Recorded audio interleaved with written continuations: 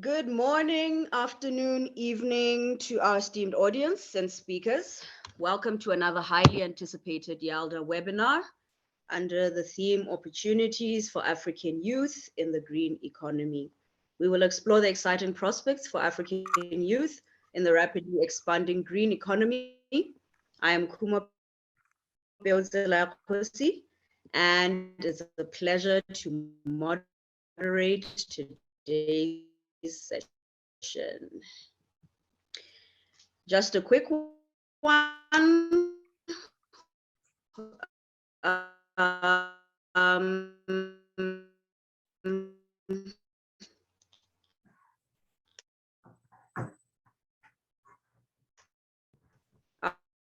Our editor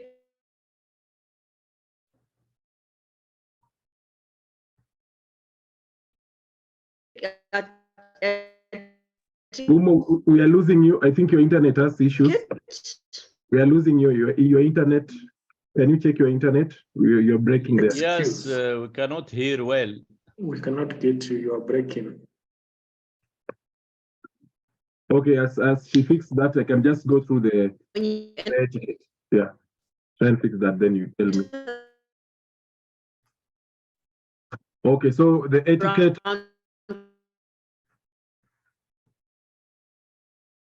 So for the etiquette, when you enter the round table, make sure you are on mute. Remain on mute on the round table. Ensure your camera is off. Type your questions or comments in the chat box only. Those whose questions or comments are selected will be asked to unmute and speak. And if you are asked to speak, you must introduce yourself by name, country only, and please then repeat the question and comment you typed into the chat box. So you can also type your countries on the chat box for introduction part as we start. I hope Humo will just fix his microphone soon and should be back. So the next part will be on the introduction. We have Abdelkader Ali, the former principal chief engineer, international consultant in climate change and green economy from Morocco. We have Ado, who is the co-founder of Afritech Park from Kenya. We then have Philippa Hamakasu, senior green economy officer, projects, Ministry of Green Economy and Environment, Department of Green Economy and Climate Change, Zambia. We have Peter Okwoko, the co-founder Takataka Plastic, Uganda. Then we have Prince John Bisong, co-founder Global Green Initiative for Sustainable Empowerment in Nigeria. And finally, we have Chinedu Kadidas Nsude, PhD student, University of Oklahoma, Department of Geography, Environment, Sustainability. That's from Nigeria and currently in the US. So we'll have the speaker questions, and every speaker will just answer the overall question. And I'll read through the general question here. So you have 5 minutes for you to respond to this question or even less, so you can just maintain time. Green jobs in agriculture, manufacturing, research and development, administrative and service activities that significantly contribute to maintaining or restoring environmental quality has the potential to be a game changer in tackling youth unemployment. With a population where 70% are youth under 35 years of age, Africa faces significant youth employment challenges. There are 12.4 million unemployed youth, with 95 in the informal employment sector and 53.5 million youth, that's 20.7%, not engaged in employment, education, or training of any kind. With such disheartening statistics, according to you, what opportunities exist for the youth in the green economy? How can the youth tap into this? And our first speaker to respond to this question will be Abdel Kader Ali. Feel free to turn on your video. Be at liberty. You can choose what to do. You can go on, Abdel, with your response. Hello, everybody. Can I? Yes, we can hear thank you. Yes, thank you very much for this opportunity to talk to youth African. So sustainable development sustainable development is a key in Africa. As more than 25 years that I am working in the African countries doing consultation, expertise, and building capacity. We hear all time that Africa has an abundance of natural resources, water, soil, sun, and forest, and good land, etc. But in Africa also, we see an over-utilization of these natural resources. We assist an overgrazing of the pasture area, about the extreme pollution of water, the extreme desertification and deforestation, and also we use charcoal, and we use very bad techniques to produce very bad charcoal from the forest in Africa. So I think this we should, the youth and the next generation will find nothing to use. So since now we have to start a huge program to build youth African on green jobs, how to make reforestation, how to save water, how to take care of all these natural resources. When the COVID-19 starts, I was in a mission with European Union in Mali, Bamako. So everybody talk that, look, these developing countries are collapsed with this COVID-19. What will be the future for Africa? So everybody say that African will die like mosquitoes. But after many months, African still there, because African, they still using medicinal plant, they are still moving, they are still making exercise, making traditional agriculture, etc., etc. So the COVID-19 is over, and African still alive.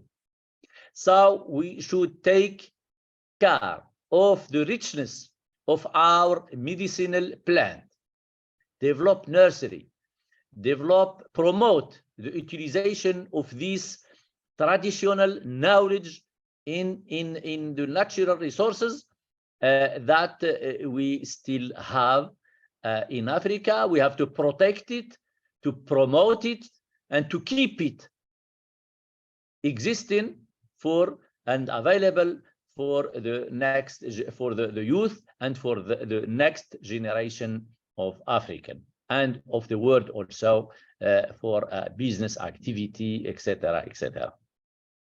So this is, I think, the extreme and tight link between protection of environment and protection of health, because we talk all time about protection of environment, but what is happened to the human health is catastrophic. A lot of people now are alive, are using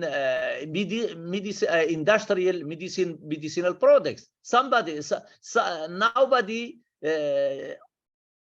can live without using medicinal products. So where is well-being in this story? So well-being is to get and test the life, the well-being of life, not only survive by using medicinal drugs. No. So the issue is to protect the medicinal knowledge, traditional medicinal knowledge, exercise, make a lot of development of our nutrition, to have a very balanced nutrition, other than rice, other than manioc, potato, etc. So there is a lot of knowledge in Africa, like the utilization of leaf of trees of moringa, for example, or other available plants that could be recorded in books, in a nursery, and in a success story around the African country. I think this YALT program is a very good initiative, and we need to have a strong steering committee and to make lobbying with the developing country and with other organizations, maybe to start developing such activities, such project, and also using abundance of renewable energy. You know, there is a rain agriculture in most African countries. Other than water, groundwater is less than 10 meters deep, and the minimum of maybe some solar energy, we can bring water and irrigate a lot of hectares. But people, they are vulnerable, they are very poor, they cannot make this effort. So very small business can multiply the source of groundwater. When I was in Mali, I have a visit land. I see a young man with his wife.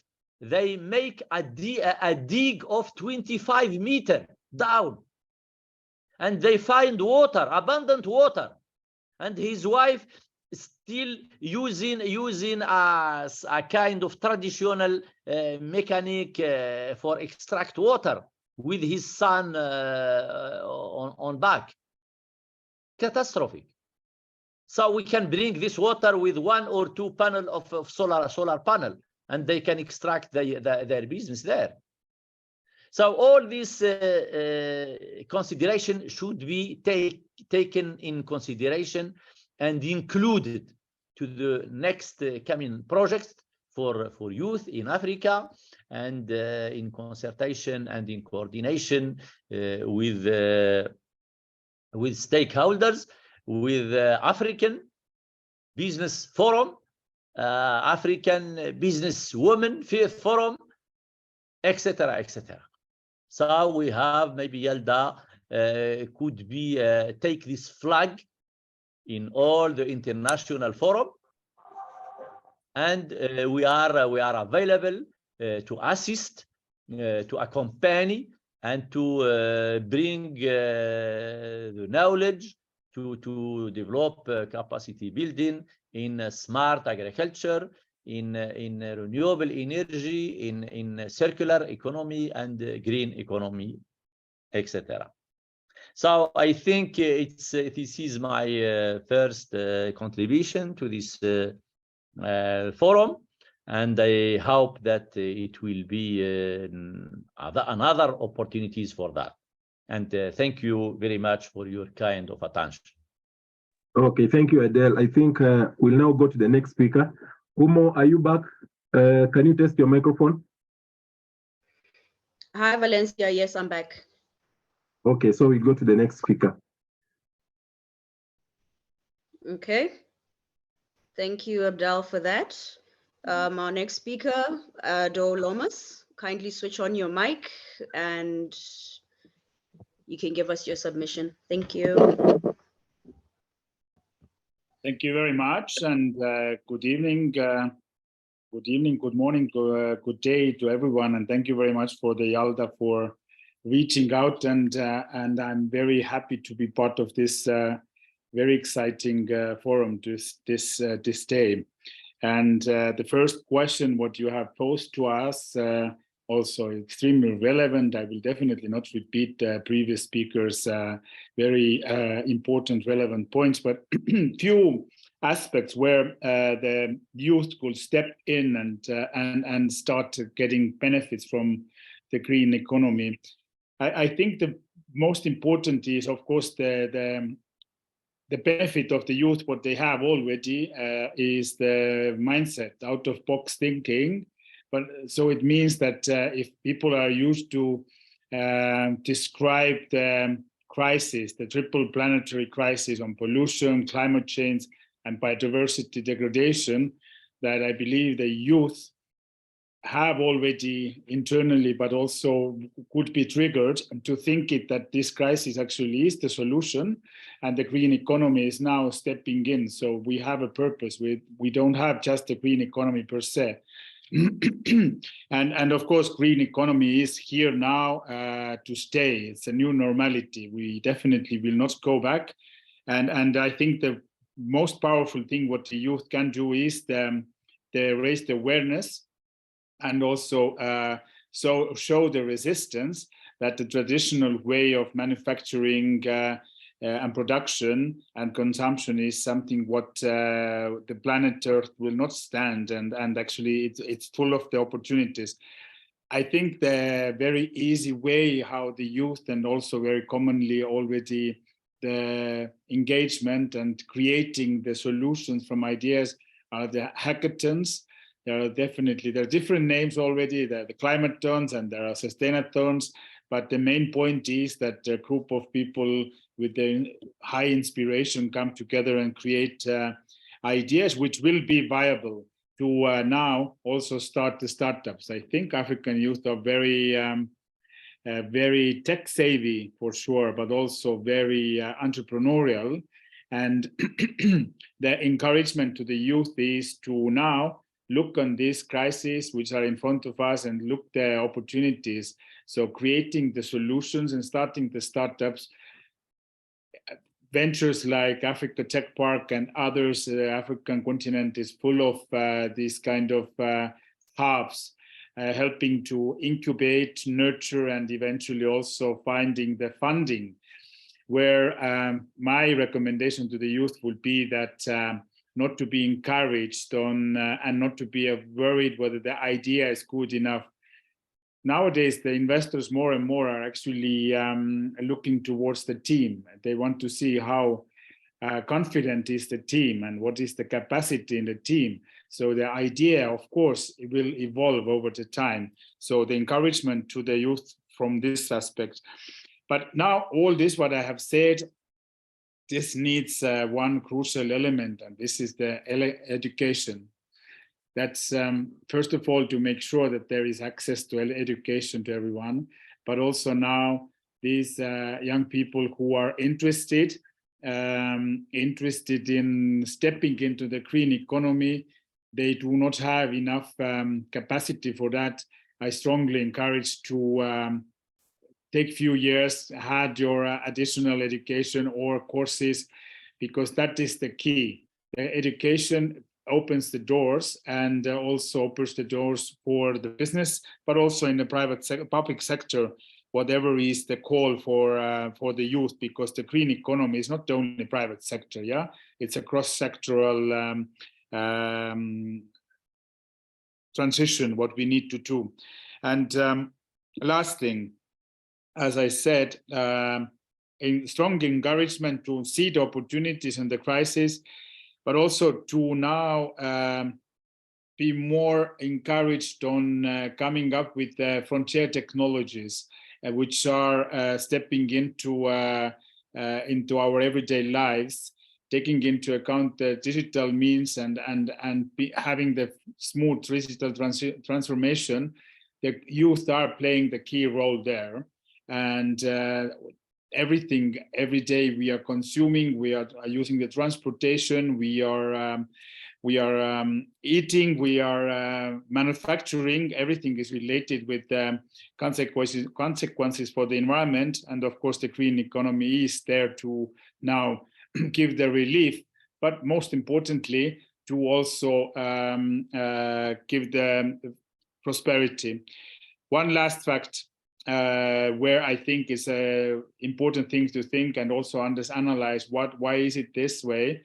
The startup culture already exists in Africa, but like the last years, what we can see, the financing for new green tech, climate tech startups, the funding and VC funding is immensely growing globally, but it's a very small fraction, which is only coming to the African startups. So there is this forums like YALDA, in collaboration with the international organizations and donor organizations, to create a platform to make more noise and get the visibility for African-based green economy startups. I believe then also the viable, what is necessary for viability, the funding also would come. Thank you.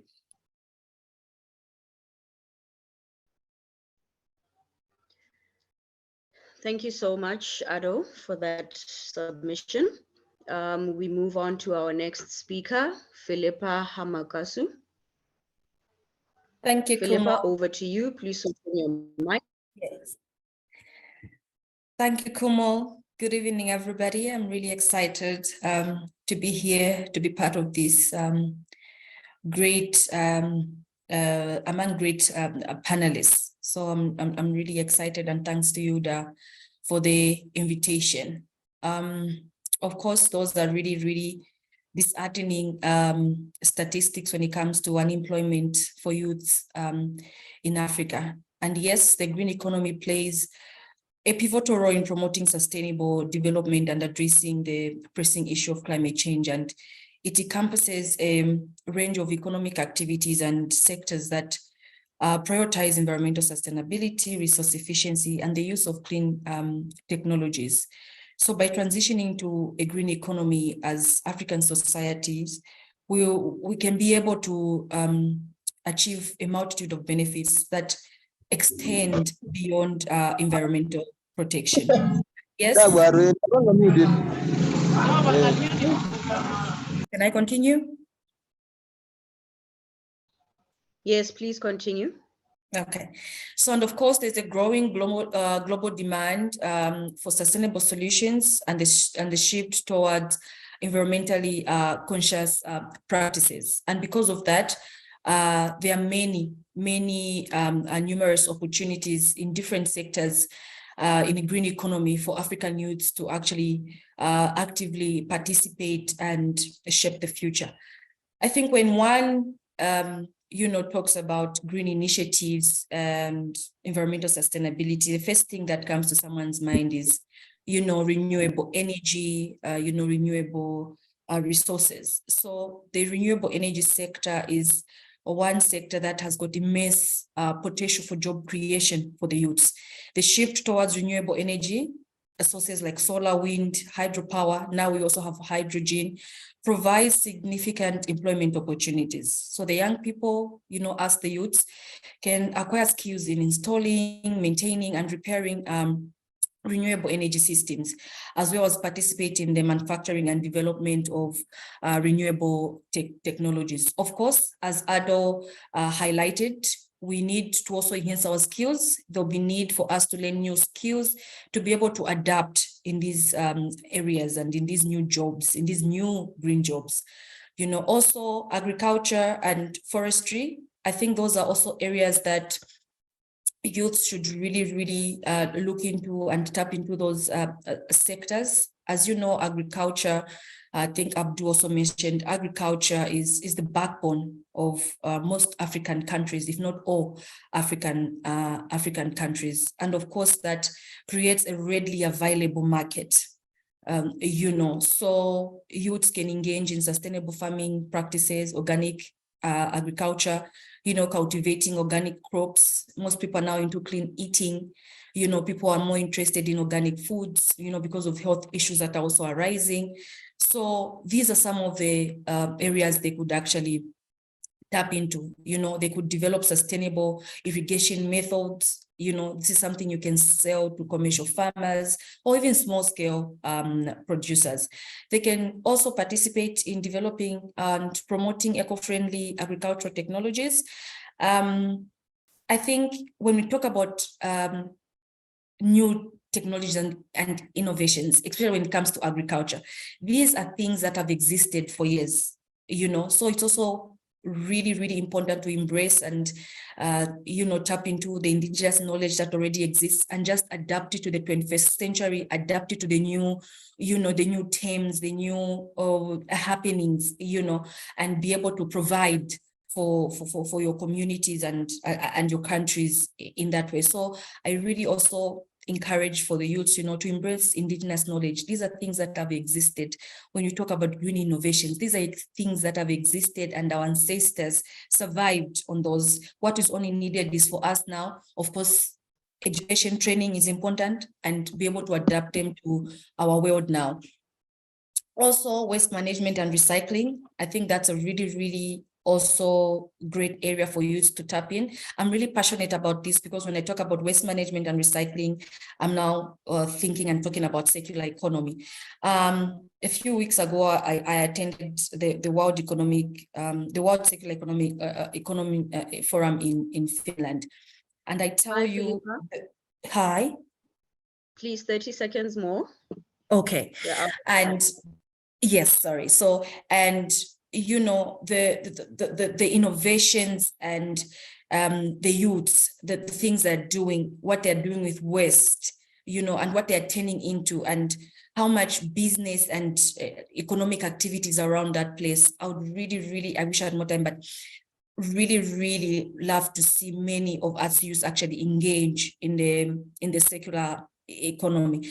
And of course, people don't have to literally be entrepreneurs and businessmen to get involved in the green economy. We can also pursue careers in environmental research, monitoring, and conservation. So this involves studying biodiversity, climate change, ecosystem management, and sustainable resource use, and contribute to policy making like develop sustainable land management practices, and raise awareness about these environmental issues. So I think that's a little I can share that. Ado highlighted also some of the, skills people need to have. You need to have skills, you need to education, train, mentorship, network. You need to also source for financing to also be able to actually engage in the green economy and be able to grow your initiatives and whatever else you are engaged in. I think those are the few insights I can give on that. Thank you, Kamo. Thank you, Philippa. We move on to Peter Okoko. Please switch on your mic and give your submission. Oh, thank you, moderator. And thanks, Yalda, for giving me this opportunity to share my insights about green economy and circular economy and other matters related to environmental sustainability. So the question, opportunities for the youth in matters related to green economy, I've listed down more than 10, and I don't think I can explain all within the 5 minutes, but I'll try as much as possible to explain some of them. And whenever I think about green economy, what comes at the back of my mind is why? Why are we now talking about green economy? And there are two key issues involved, and that is one, climate change. A lot of countries, a lot of individuals are talking about green economy because of climate change. Then two is environmental degradation. People are talking about green economy. Different initiatives are funding enterprises dealing in green economy because of environmental degradation. Then that takes me to like, what can we do about that? Like, which areas are contributing much to climate change? Which areas are contributing much to environmental degradation? And how can we as youth, take advantage of that to come out with initiatives that not only support the planet, but also support people and, of course, the profits. I always use the three words: people, profits, and the planet whenever I'm thinking about like green economy. So if you think about like what venture can I start up that helps people, helps the planet, and profits, of course, you need to generate resources for sustainability purposes. So I'll just mention a few things that came into my mind when I saw this question. One is most people are not thinking about it, but the issue to do with electronic waste management in the developing country context. Not very many players are doing that. And this is an opportunity where no matter the level, in villages, in small districts, electronics the amount of electronic waste is on a rise. Like the prices of electronic devices is reducing every now and then. And at the end of the day, what happens? A lot of it goes to waste. There is this thing called urban mining. Well, it's not yet happening in Africa in a pretty good manner, but there are companies in Europe that are buying electronic waste and utilizing them to extract minerals, like called urban mining. So that is one area that young people in Africa can venture in, and you don't need big capital to do that. Like a lot of people in our villages, in our towns, are just throwing out these electronic waste. Like we have the people in the informal sector who are like repairing electronic devices, and what happens to the ones they cannot repair? Most of them are just throwing them away. That is an opportunity that youth can tap and execute some ventures for people protesting the planet. Then the other thing is green charcoal production. Oftentimes we talk about like, oh, people are cutting down trees, deforestation. There's a need to plant more trees, and most people are cutting down trees because they need firewood, they need charcoal for energy.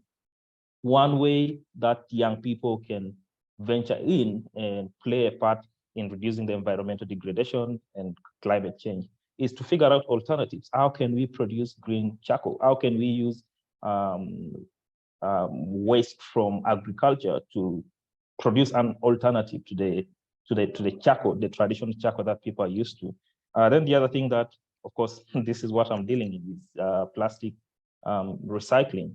And I don't have an experience with, well, I've gained some experience, but before I started, my background is in computing. I quit my job at a university in Uganda where I was lecturing computer science and IT, and ventured into plastic recycling because I realized the value chain is like very long, right away from collection, sorting, processing. The value chain is long, and that is one area. I mean, the challenges that my city, Gulu in Uganda, faces when it comes to plastic waste pollution is the same challenge that someone in Abuja or someone in Dar es Salaam or someone in Somalia is facing. We're all facing the same challenges with plastic waste.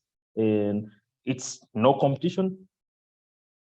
Many youth can venture in this, and we are doing it for people, planet, and profits. So that is one other thing that youth can venture in. And then the other thing is, still related to forestry, like afforestation, also with plastic recycling. There's something called carbon credits. Like I've seen some ventures in, for example, in Uganda that have started forestry, that have started planting trees, and they're being paid for the trees they're planting, utilizing like carbon credits. The companies that are offering carbon credits to these companies dealing in forestry in different countries. But all it takes is for us to harness the power of technology and do some research. These companies are there. Do research, utilize your personal time. Like instead of, a lot of youth in Africa waste a lot of time on social media, but instead of doing that, do research. There are companies willing to support initiatives that are fighting climate change, initiatives that are fighting environmental degradation. Then the other thing is it's called SaaS, SaaS, software as a service.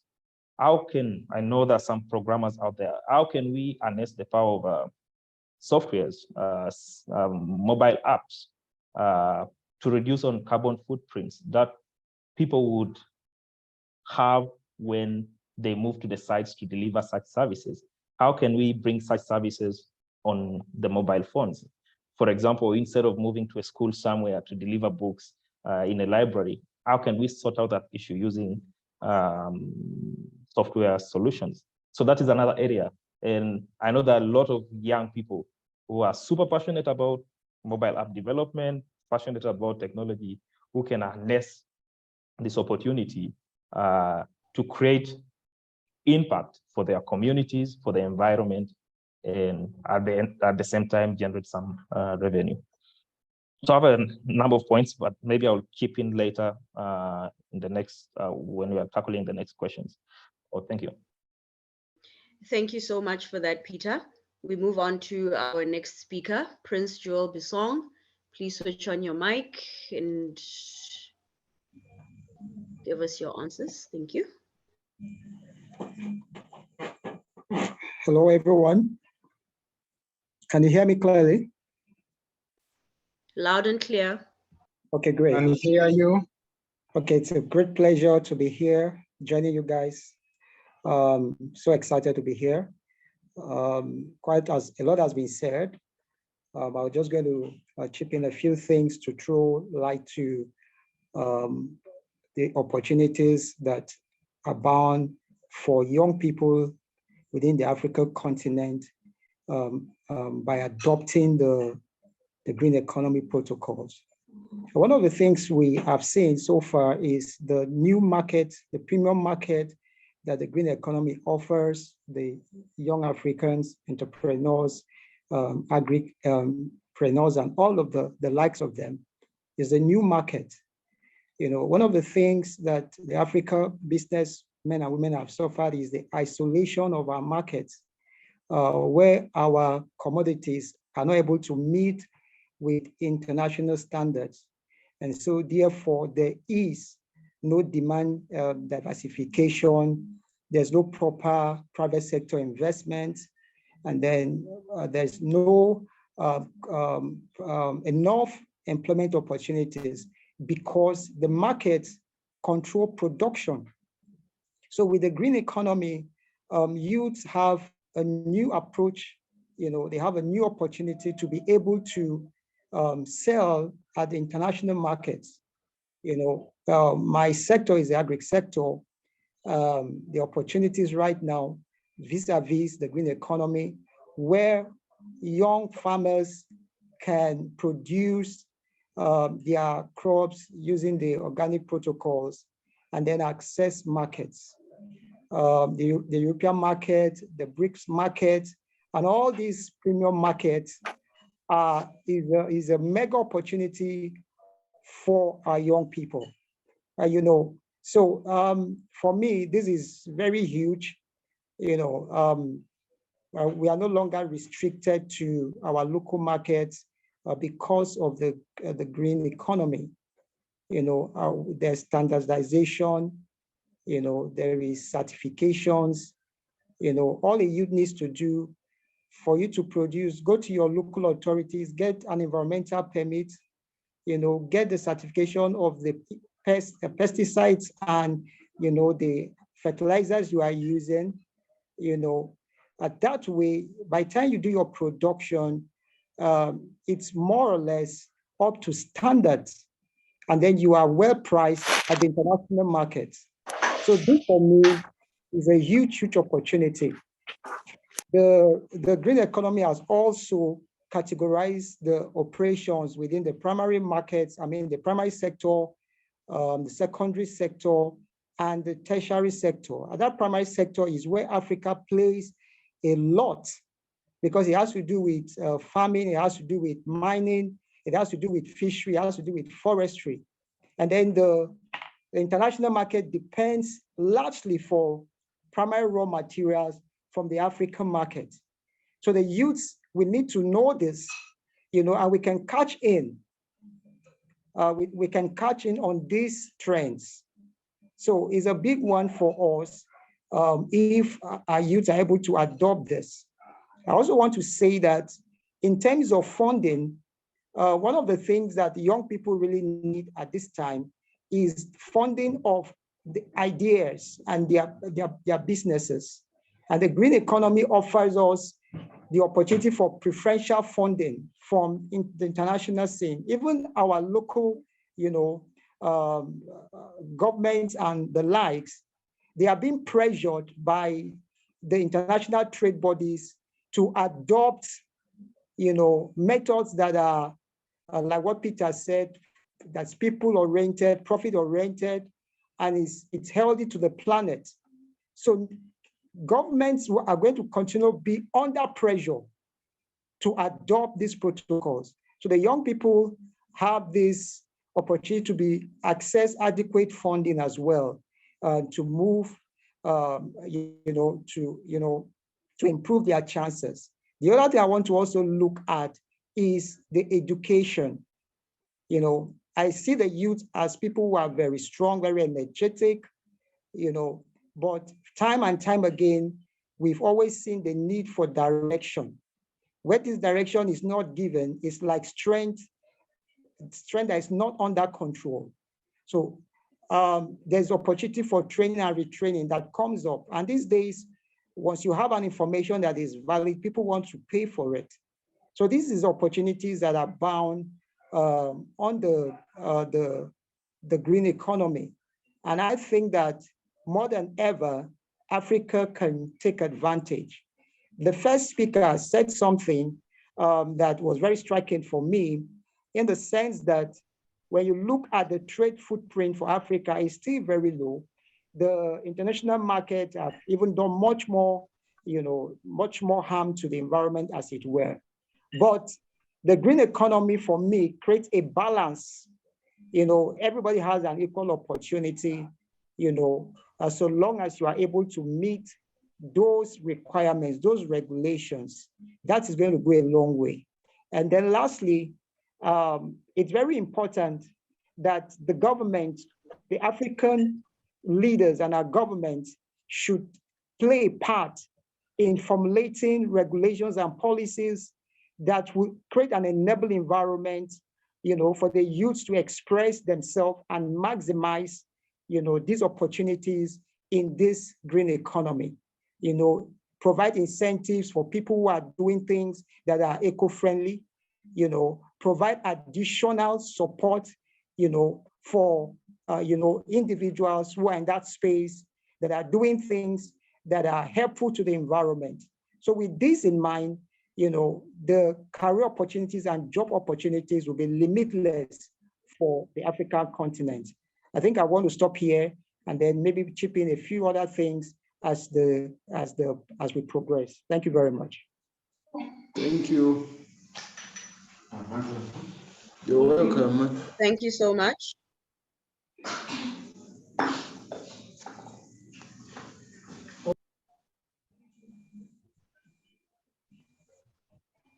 Thank you so much. We move on to our next speaker, Chinedu Nsude. Please switch on your mic. Thank you. Hi everyone, can you hear me? Yes, we can. Please continue. Okay, thank you very much. I really want to thank the organizers for this great opportunity. It really means a lot, and it's quite a very vital and important topic that we're kind of discussing here. So I don't want to repeat what other speakers have said, because they've spoken fantastic, and all the points are really valid and, you know, kind of synchronized to what I actually pinned down to actually speak about.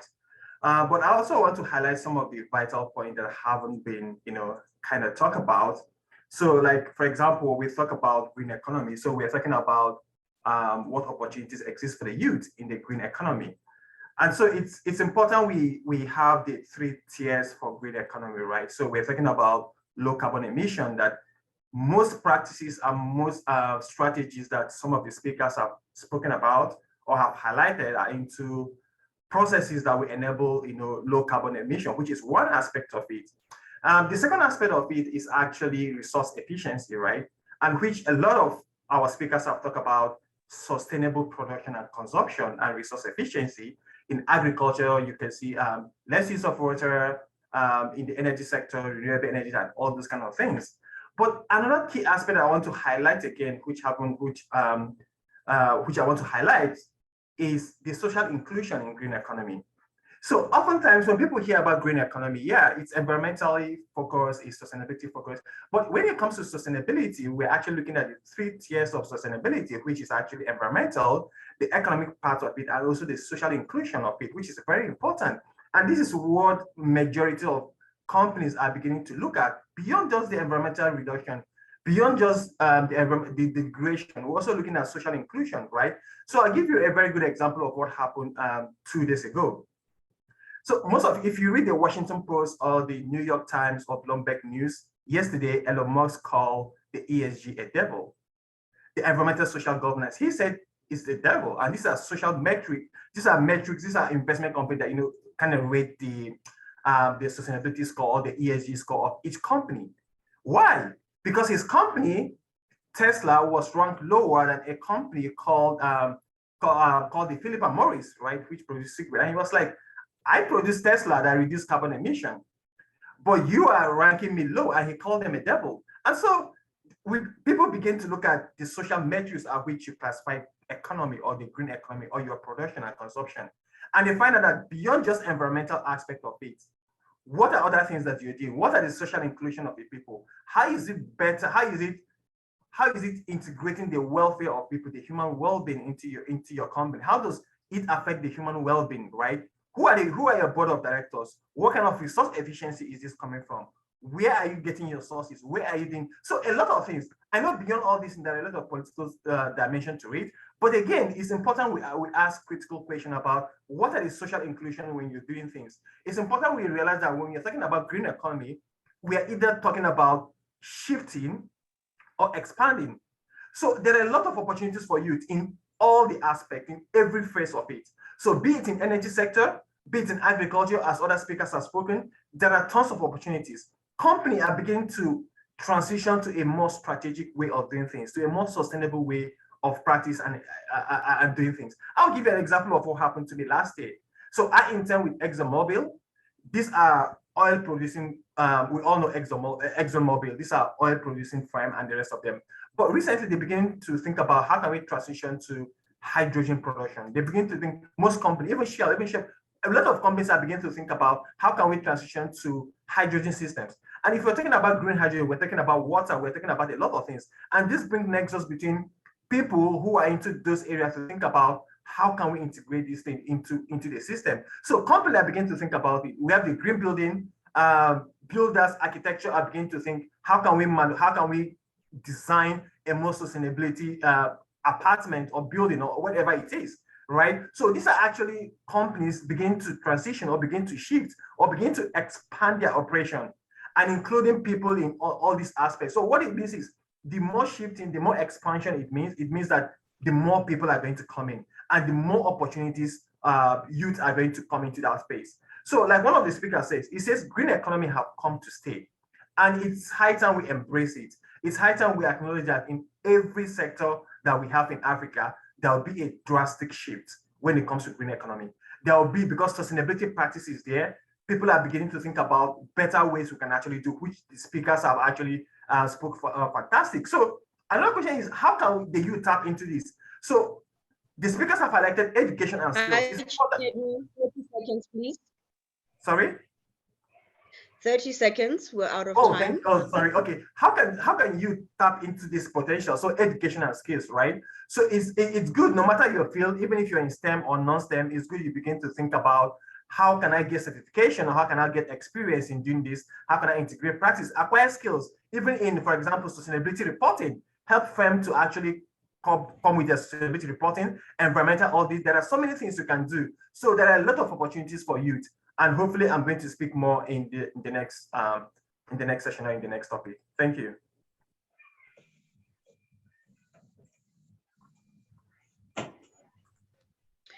Thank you very much, Chinedu, and equally so to our speakers.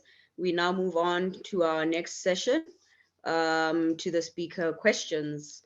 Just a quick one to our participants. If you have any questions, please feel free to type it in the chat box and we will get to it at the end of the webinar.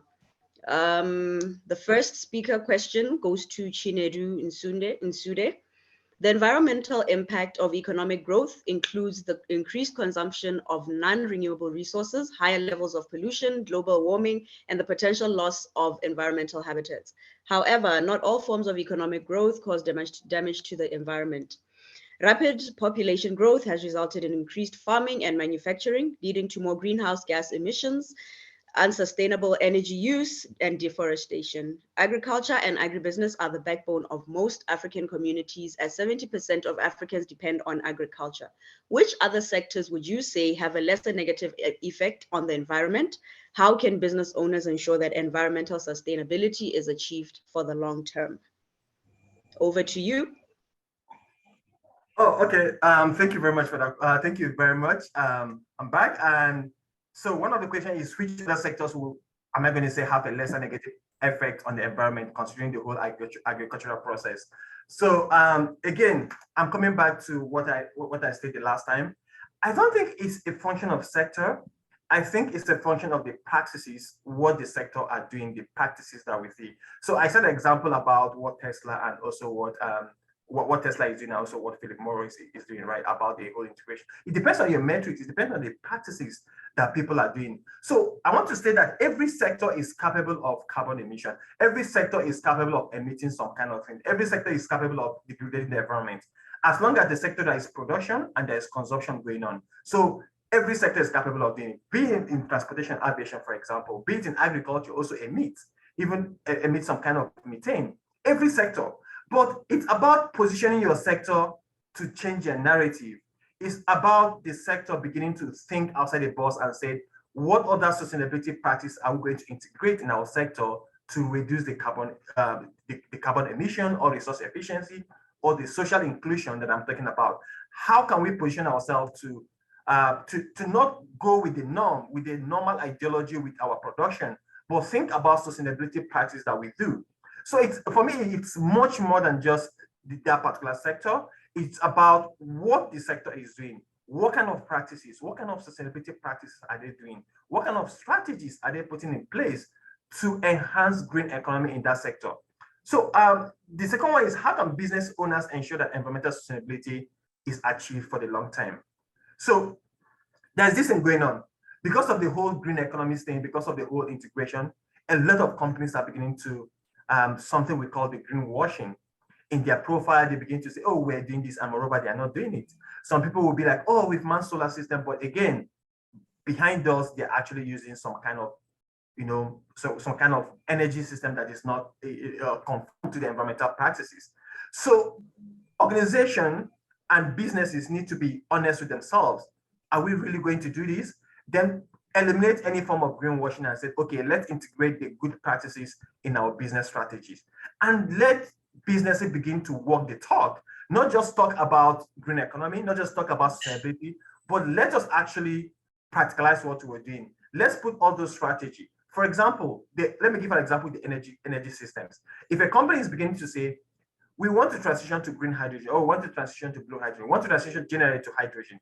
But again, they just announce it in their corporate firm, and they go behind us and start producing a lot of energy system, and they're not walking the talk. That's a problem. That's greenwashing and trying to buy the public perception that they're into the green economy without not being sustainable. So company must make up their mind that we're going to walk the talk, we're going to put our strategy and practicalize what we're doing. Another thing is, companies need to also start training their staff. Businesses generally need to start training their staff pertaining, let's think about training people that are going to be environmental conscious of what we're doing in every sphere. Like I said, in business, you don't have to be a STEM enthusiast, or you don't have to be into the green economy. No matter the sector you are, you can actually chip into the green economy because you have a key role to play. Remember, we're talking about environmental, which encompasses everything. We're talking about the social inclusion, we're talking about the economy. So no matter where you find yourself, but again, beyond all these disciplines, staff need to get acquainted with some of the practices, some of the global practices, and we can bring it back to Africa, like Africa Focus, right? Africa needs to think about this is what we're going to do to protect the environment. This is what we're going to do, and start integrating those practices in your businesses. And again, there are other things you can actually do to ensure that your business is going at the right direction. One is actually having like an annual sustainability report, or something we call the environmental auditing, right? And which you're going to get yourself acquainted to, like, oh, am I doing the right thing? This is the report. Am I actually doing the right thing? And you can actually see some of the strategy you're doing if you're a business, if you have business, right? Another thing is compliance monitoring. So compliance monitoring is after that annual thing, maybe quarterly, you can visit this report and say, oh, we're actually on track, and you can measure those things to actually see your business is in place. So just a brief summary, just to see what we're doing. One is, well, the business have to walk the talk. You have to start prioritizing what you're doing, and you have to be honest with yourself about eliminating any form of greenwashing. And again, get your staff acquainted, or you entirely, if you're a business owner, get yourself acquainted with some of the strategies and practices in your business. Yeah, thank you. Thank you so much, Chinedu. We move on.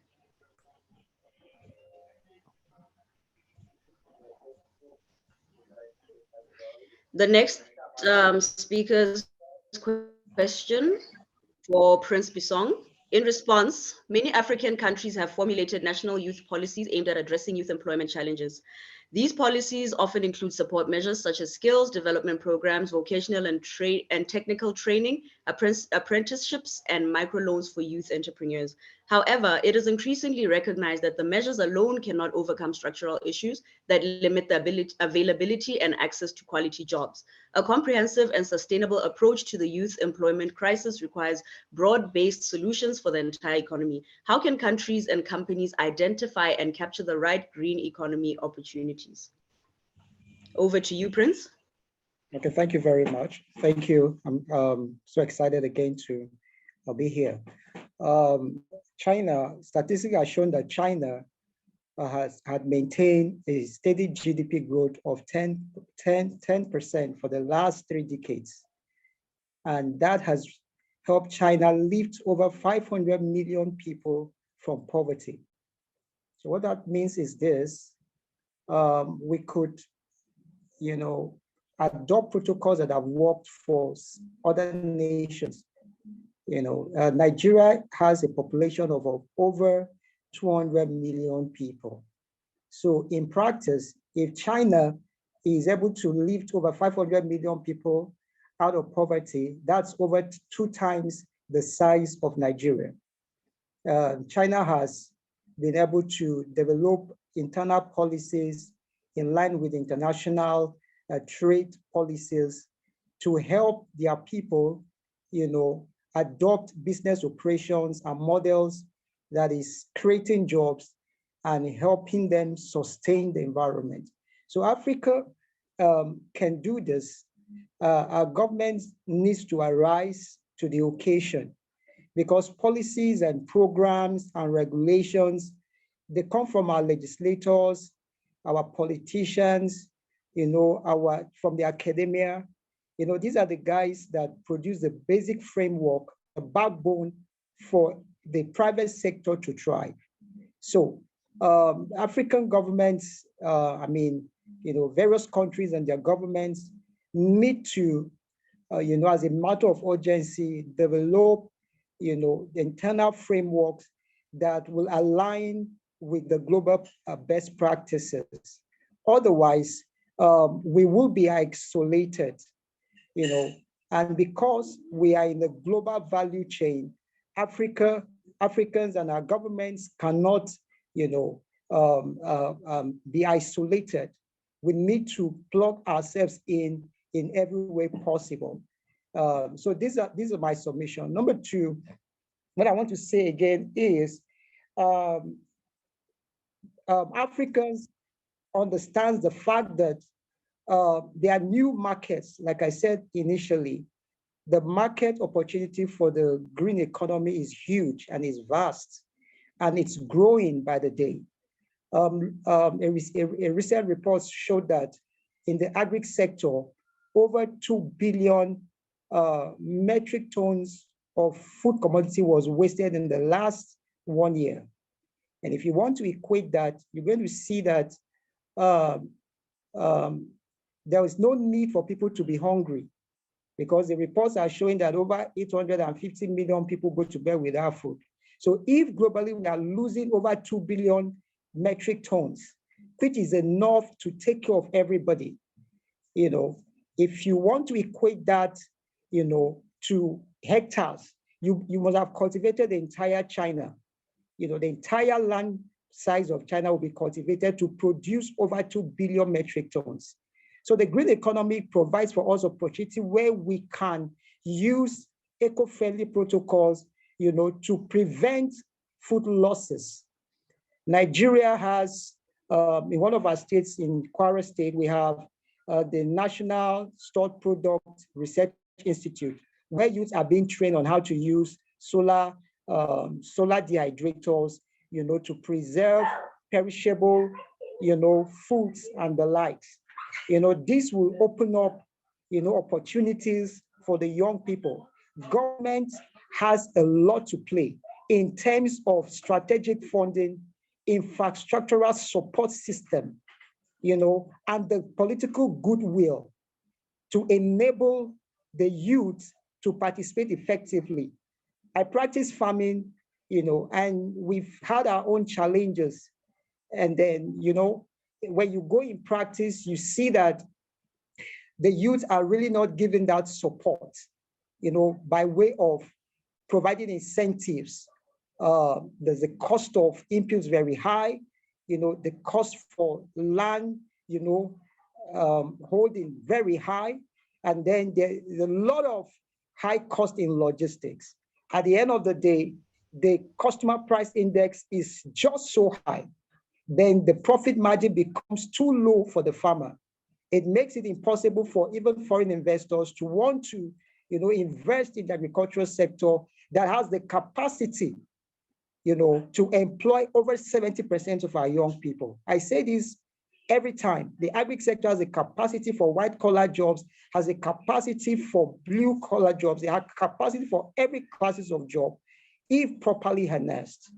So governments across the African market will need to pay attention to, these new protocols and ensure effective dissemination of the relevant information through trainings, through workshops, through funding opportunities, through providing tax cuts, incentives and the likes, to individuals who are practicing all of these earth-friendly protocols, within the African space. And I think that if this is done, we'll be able to match, the current SDG expectation for the African continent.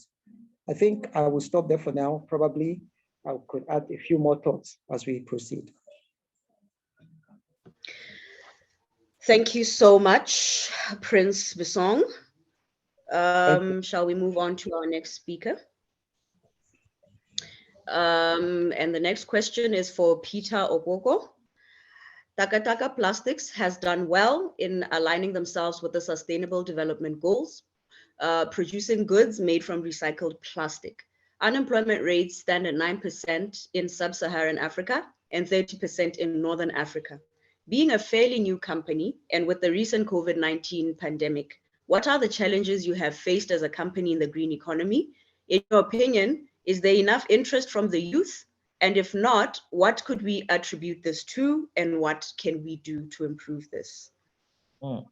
Yeah, thanks for your question. I will start with the first part. Well, we started operations in 2020, January. That's when we officially started Taka Plastics. And 3 months down the road, COVID-19 hit.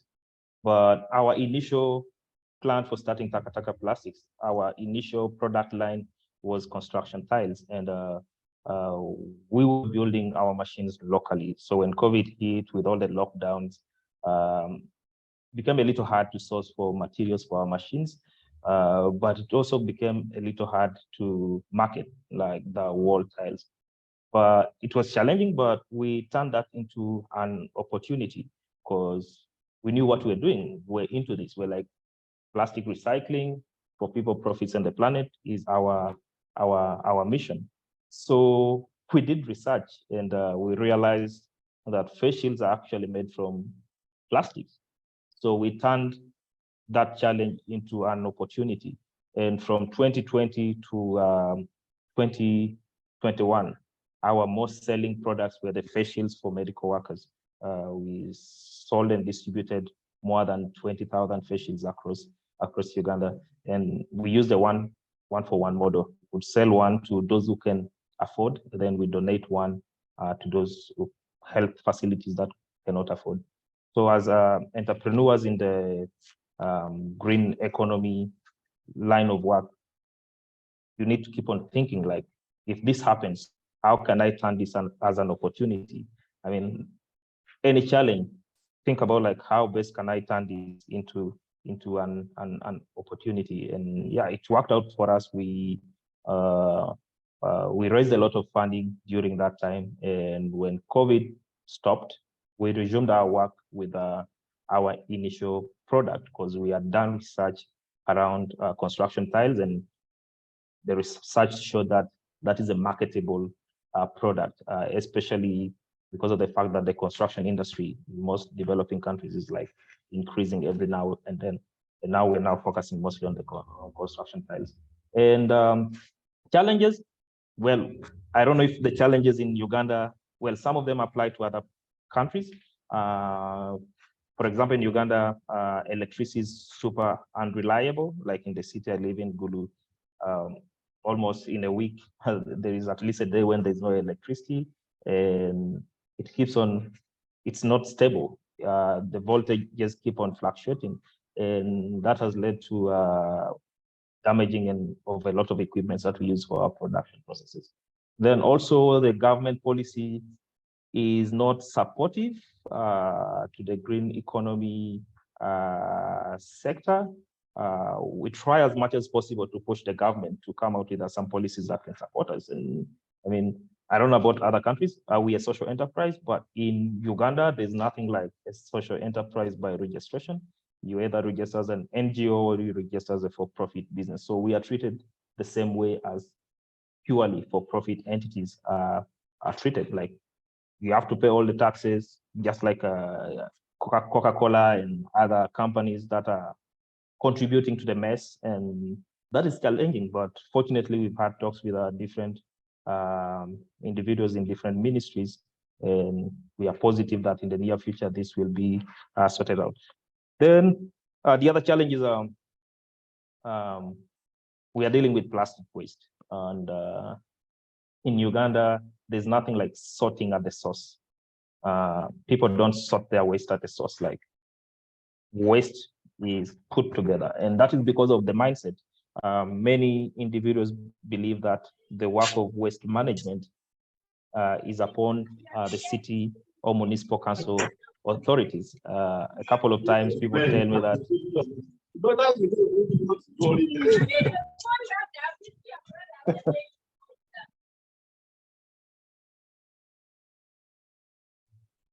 sorry. Yeah, so a couple of times people say that, we pay taxes for the waste to be collected and sorted by the municipality. So there's that mindset. And as a venture engaging in a green economy, we invest a lot of resources to try and change that mindset. Like, how do we change the mindset and make members of the community eco-conscious? Then with the youth, not a lot of youth are interested in this kind of venture. I mean, our education system trains us to go for white-collar jobs. I remember in 2019 when I quit lecturing, a number of my friends were like, Peter, why do you do that? Like, how do you quit a well-paying job at the university to venture in a kasasiro or trash in waste? And I was passionate about what I was doing. I love working with young people, and I was super positive. I was like, this is the real deal. And a few months later, things started working out. And the same youth were like, no, why are you venturing in waste management and all that?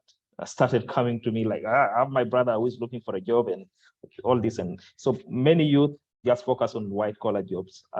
Youth don't do a lot of research and understand what they can bring on board when it comes to green jobs. They don't do research to understand how they are impacting the environment by doing the kind of job we are doing. Then the other thing is I blame it on the academic curriculum. I don't know about other countries, but like in Uganda, even at universities, it's very hard to find students unless they are pursuing courses related to environmental sustainability. It's very hard to find students who are aware of things to do with green economy. You talk about sustainable development, and a student will be like, what are you talking about? You talk about carbon footprints. So partly it's because of the curriculum that most of the schools are using at the moment. Like, yeah. So if a change ought to be made, I think it starts with academics, and then I believe in the near future we'll have more youth coming on board and achieving something in the green economy sector. Then the other thing, what I've seen with some youth, for example, they see this company venturing in green economy sector is progressing, and they'll be like, oh, let me also start something. And they don't start it because of the people planet aspect. Most of them started because of the profit planet, just the profit planet. And most individuals who start them are not even passionate about people and the planet. They just do it for business. And I've seen within a few years, such companies like collapsing, like within even a few months. So you need to be super passionate. Or if you're not passionate about the planet and the society, you need to get a co-founder who is passionate about that. Then if you merge that with your economic mindset, then you can go a greater mile. Thank you. Thank you very much, Peter.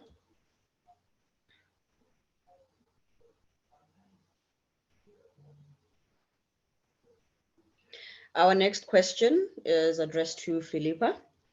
Trade can help countries adapt to higher average temperatures and more extreme weather events by offering consumers lower emissions goods and services and facilitating the use of climate-friendly technology. Bearing this in mind, what is the best thing businesses can do, and what is the best way we can do it if Africa is to achieve this?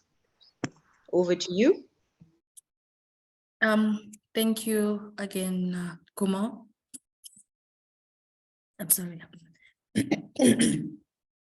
Yes, so first of all, thank you so much for that, Peter. I hope we can connect some other time after this session, maybe through Valencia. I can share my contacts. But yeah, coming to the question, Kumo, fighting climate change is vital in equitable global development and poverty reduction, and international trade and local trade can have an important role to play in this endeavor. Of course, trade can help countries adapt to higher temperatures and more extreme weather events by offering consumers lower emissions goods and services and facilitating the use of climate change. So businesses and trade enables countries to access and acquire have access to advanced climate friendly technologies from other nations. And this exchange of technologies helps us as African countries to adopt more sustainable practices and reduce our greenhouse gas emissions, especially our exchanges with the global north. I think it's really, it would be really great if many of us could actually, adopt some of the climate-friendly technologies, even though they are the highest emitters, but I think they also have measures and initiatives that are actually climate friendly. So we have, for example, electric batteries, solar panels, wind turbines, and energy efficient appliances that can be imported, allowing us to transition to cleaner and more sustainable energy sources. So business can also foster innovation and support the development of climate-friendly technologies, which can include investing in research and development of clean technologies, and also collaborating with startups. I think Chinedu and Peter, I think that they try to highlight a little about startups. So it's also important if businesses could collaborate with startups working on sustainable solutions and adopt eco-friendly technologies in their operations. Trade also provides a platform for countries to export and import climate-friendly goods by producing and exporting low-emission products such as renewable energy equipment, energy efficient vehicles, and eco-friendly consumer goods. So as African countries, we can contribute to the global efforts in reducing the carbon footprint. Similarly, importing climate friendly goods can also help nations meet domestic demands for sustainable products that they can't produce locally, and are not economically viable to produce.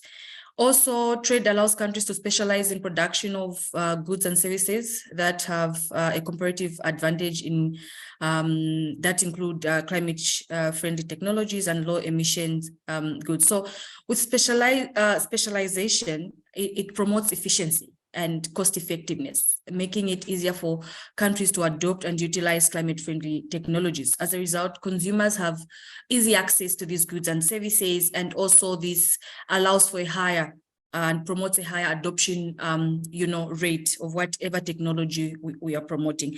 I just wanted to highlight that Zambia and Congo, just last year signed an MOU for the production of electric batteries.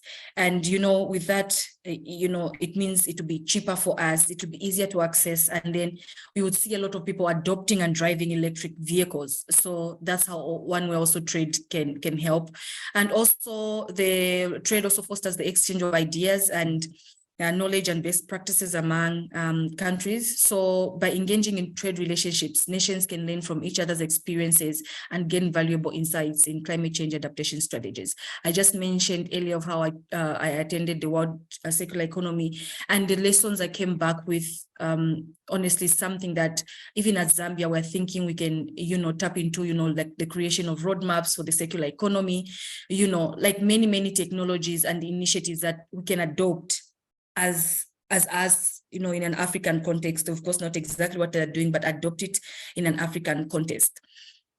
Also, businesses should promote sustainable practices throughout their supply chains.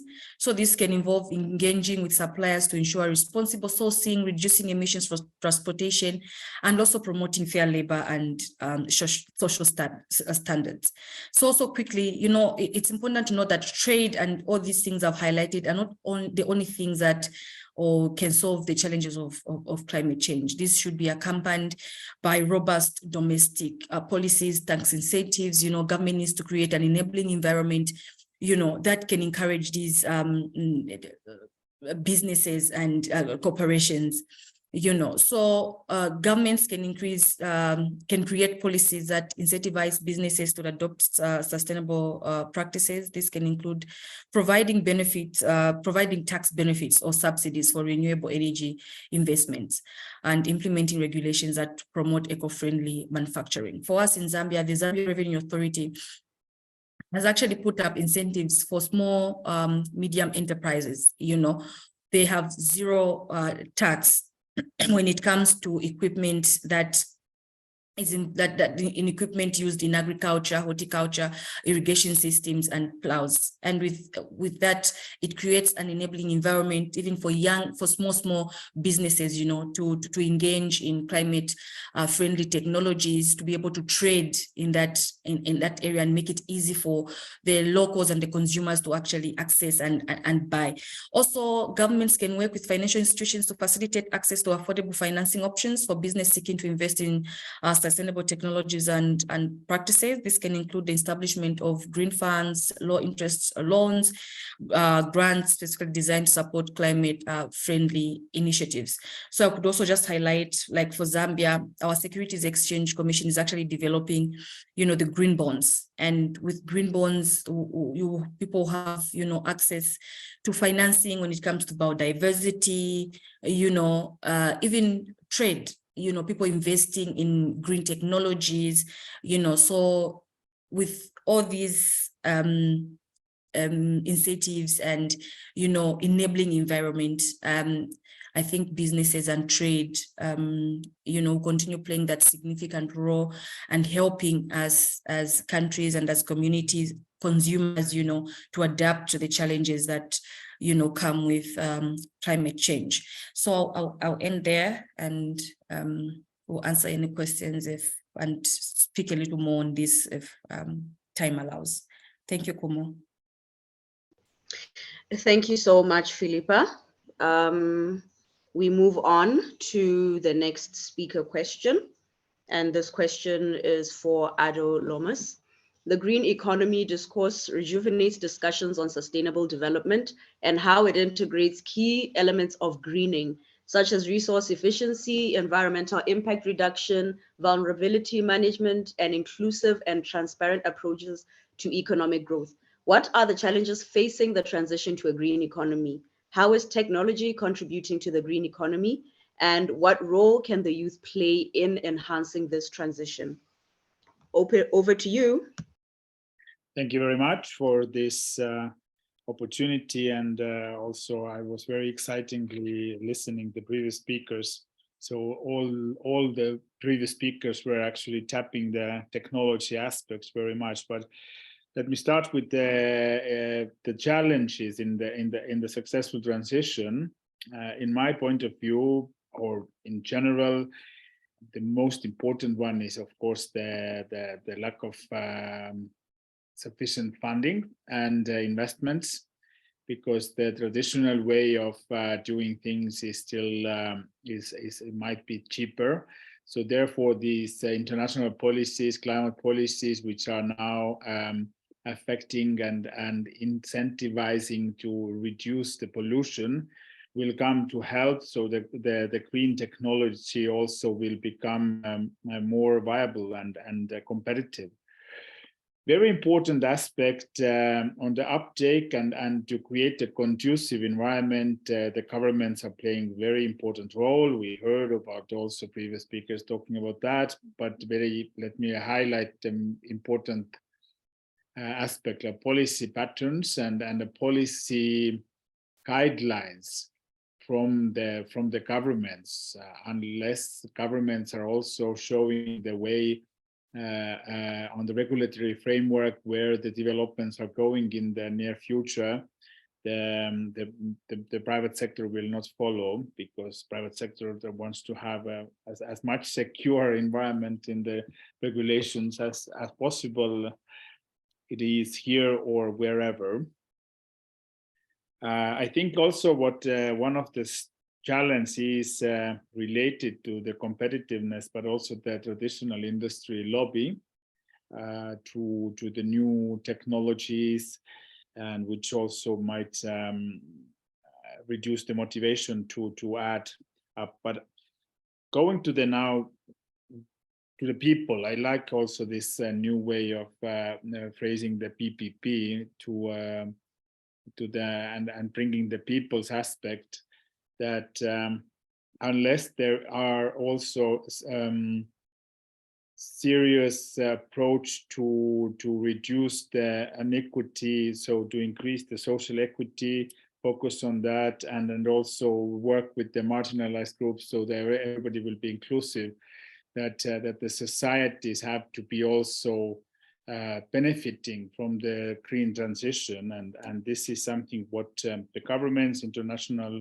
community needs to focus when we talk about technology transitions, because if there is no, for example, access to internet or electricity, then there is also very hard to also incentivize these new technology uptakes. On the technology side, I think it comes without saying that technology is a very crucial part on advancing the green technology, green economy. Of course, the nature conservation is also very important, and wildlife protection, for example, is very important part also the green economy, to conserve the nature, which actually brings in more than you just destroy it and you cash it in fastly. But like I'd like to, I'm not repeating all the main sectors, but I want to stress the importance on digital transformation again, and now link it more with the carbon market, which is an emerging market, especially on African market. And I think what is the main concern currently, that there are not so much initiatives from Africa. There are so many outsiders coming into Africa and promoting the carbon credit platforms, for example. So what is there again now addressing the youth to be more encouraged and initiate the platforms from Africa, so the carbon credits, the benefits also, besides the environment benefits, also monetary benefits will also remain more in Africa. And the technology, how it comes in, I think also there is not so much sufficient technology developments on how to take into use the blockchain, for example. When we talk about verification, understanding how much carbon credits or sequestration happens, but now also make it verification more transparent, then adding up the technology will also help to increase the price, but also it also increases the trust in front of the investors. So this is something I think that youth should take up and fast forward, because we know the potential of and ambition of different African governments on the carbon market in the development in next 7-8 years. It's 10-folds or even 20-folds compared to now. So of course it's a huge opportunity, adding up to mitigate the climate change, but also increasing the prosperity. So I stop here. Thank you.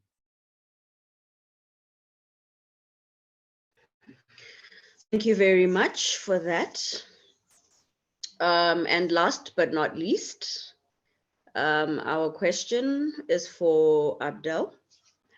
The United Nations Environment Programme defines the green economy as an economic system that promotes human well-being and social equity while significantly reducing environmental risks and ecologic scarcities. This concept is closely linked to the achievement of the UN Sustainable Development Goals and has led to investment in global and local projects, including renewable energy, waste management, environmental restoration, ecotourism, green infrastructure, and sustainable agriculture, among other sectors. Why is the environmental dimension so important to the success of this new agenda? Yes, thank you very much for this question. I will highlight that environment is still a key issue on all the reason and the well-being of life in the earth, so in the planet Earth. So otherwise, if the environment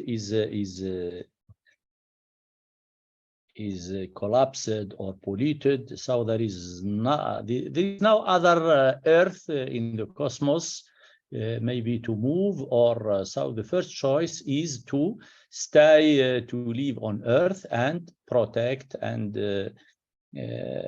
make the environment sustainable for us and for the next generation. So this issue lead us to make some lobbying, maybe the youth generation, the coming policy makers, even in Africa, could support, develop the integration of the circular economy, green economy, smart agriculture, renewable energy, creation of the green jobs. All these alternatives are leading us to clean our natural resources. For example, water. There is a lot of pollution of water. There is an abundant water in Africa, but a lot of pollution. So there is, look, if I can give the example of Singapore in the 70 of the last century, maybe in 1970. So Singapore, it's another country. So the efforts that they make lead Singapore now at the first level of success story economic system. So on the issue of environment, when I start working for the administration as a staff, official staff in Morocco, so talking about environment is not good. At that time was not good. So when you talk about environment, it's like you are talking about additional money to lose in the environment. So it's something not good to talk about environment. Talk about everything others, but not about environment. So with the evolution of the mentality, of the knowledge, etc. So actually, environment sector become something providing money, providing added value. When you are, we hear from our colleagues in plastic, when you are recycling plastic, you are earning money, creating green jobs, and preventing natural resources, waters and others, from pollution. Just an example. So when we see how many fires destroying biodiversity in Africa to develop agriculture, so there is another alternatives to not make fire. Some people, they are making fires to burn 1, 2, 3 hectares to catch maybe an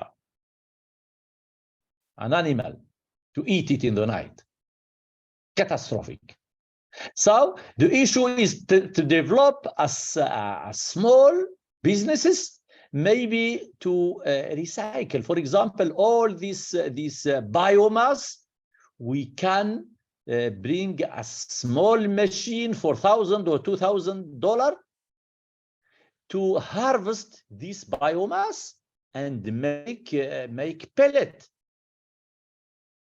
to be used in a dry season to feed animals, chicken, goats, etc., cows, etc.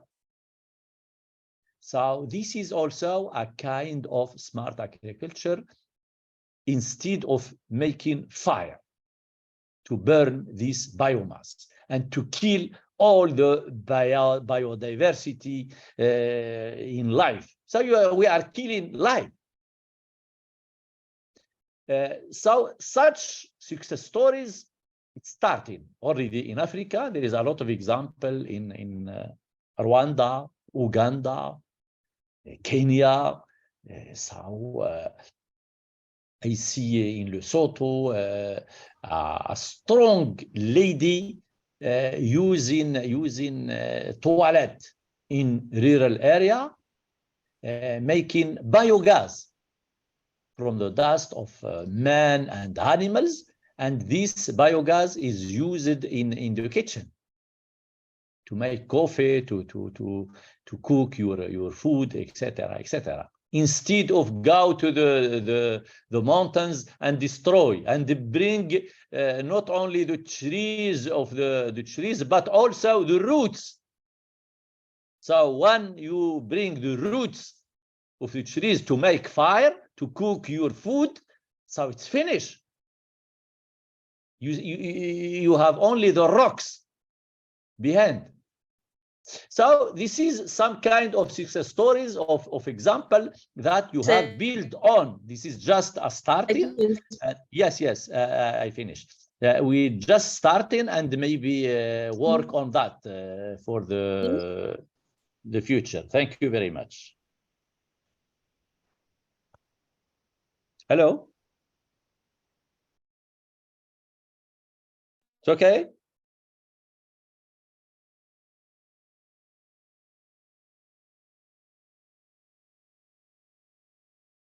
Kumo, are you there? Yes, I finished. Thank you very much, Abdel. I think, Kumo, you're again breaking. We cannot hear. Okay, can just speak it from here. So the next part you're going to have is the question and answer. So if anyone has a question, you can just raise your hand and we'll unpick you. I think Humo, if your mic is okay again, you can go on. Just raise your hand and we'll ask you to ask your question live. Introduce your name by your country. Introduce yourself by naming your name and country. Okay, Brian, you can unmute and ask your question, and any speaker is allowed to respond. Okay, sir, thank you. I would like to start with by first thanking our speakers, Mr. Peter and others. First, I believe that with green economy, we're aiming at sustainable economic development by prioritizing environmental conservation and addressing climate change with the key aspects, renewable energy, energy efficiency, sustainable agriculture, circular economy. I think this is a great and good initiative which we have to spread all over Africa. But I think we have to do this collectively by teaching, sensitizing other masses, the masses. For example, here in Uganda, my question or concern is here. I have seen the key speakers, but we have not come up collectively to address this issue in Uganda. How can we do this collectively? When we are together, how can we unite? For example, we people who are passionate with the green economy in Uganda. Thank you. Mr. Peter, you can help me address this because you are in Uganda, I'm in Uganda, and other colleagues of mine. How can we come up together to address all these? Thank you. Okay, Peter, you can just respond to that. I think the question is well directed to you. And if any other speaker is willing to give a response to that, you can also do that. Peter, if you're there. Yeah, I'm here. Yeah, so I think how we can come together to address this, it starts now. I mean, no matter how small your initiative is, already start. Use some of the information you've gained from like a workshop, I mean, a webinar like this, and circulate the information to other people. It's through information sharing that we can have a vast majority of people coming up to address these challenges. So it starts now, no matter how small the initiative, just start doing, play your part. And I'll tell you, before getting into the hardware plastic recycling, my first venture was in 2016. I had a venture called AfriGreen Sustain, and we're just doing community sensitization, going to schools, talking to students, and just doing that. That is already good enough. So just start now, and yeah. Thank you. Thank you, Peter, for that response. If you have any other question, please feel free to raise your hands and we can pick on you to ask your question. Okay, Malisi Moyo, you can just unmute and ask your question. Thank you. My name is Malisi Moyo. I'm from Zimbabwe. My question is about how we can actually help the youth get involved in seed preservation. I observe that our people have for generations freely saved and selected and even sold seeds, as well as used and reused them to produce food. But however, lately there's been a push for the promotion of what I can call commercial seed systems and plant biotechnology, which has seriously undermined the old age customs that our people have been using, and consequently peasant seed systems and biodiversity has been affected. When I visit my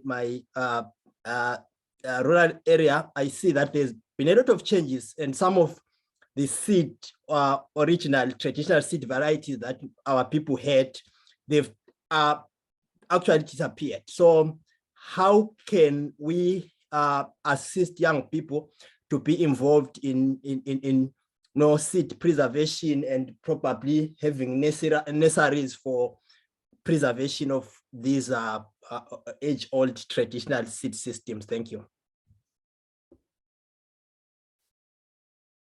Okay, thank you, Mbalisi, for that question. Okay, Steve, that's a lovely question.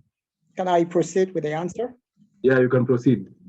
Okay, my name is Prince Joel.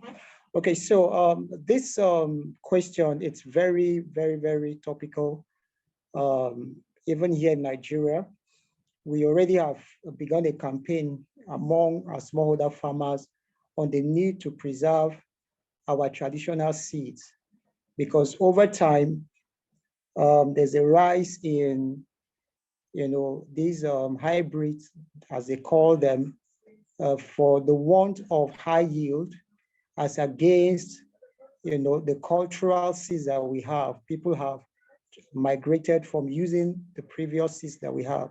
So one of the things that we need to do, even here in Nigeria, there's an adoption that requires the sensitization. People, our smallholder farmers are instructed, and they are shown the fact that there's great importance for us to preserve the local seeds we have. Number two, government has a very big role to play in all of this, because policy formations and regulations come from government.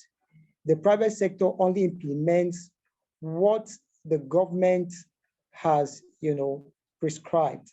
So African states and our governments must come up with a policy, and we will continue to talk to them, engage them.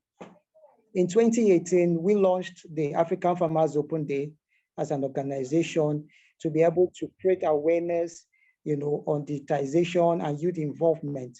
We kept talking to government. By 2021, 2022, the federal government of Nigeria had already adopted the roadmap for the agricultural sector, which was called the National Agricultural Innovation and Technology Program, which was a fallback on those little, those insignificant moves that we're making as an NGO, writing to government, talking to them. And so we have a policy now in Nigeria where technology is allowed, full adoption of technology, full adoption of youth in the agri space. So our local seed preservations can also be brought to the forefront. Government must be pressured to come up with policy and reward farmers and individuals who are using our local seeds. Government must just make a way to reward them, and then the private sectors will be able to implement, the policy drive and policy actions that the government has put forward. So it's a very valid question. So you could just start at your own level, reach out to, the relevant authorities and make them see, and they make those policies through their legislation, and then you can now begin to practice them with ease. So this is my short contribution to that question. Okay, thank you, Joel, for that contribution. I think, Mbalisi, I hope you're satisfied with the answer. And any other question? I think, Mike, I can see your hand is risen, so you can just proceed and ask your question.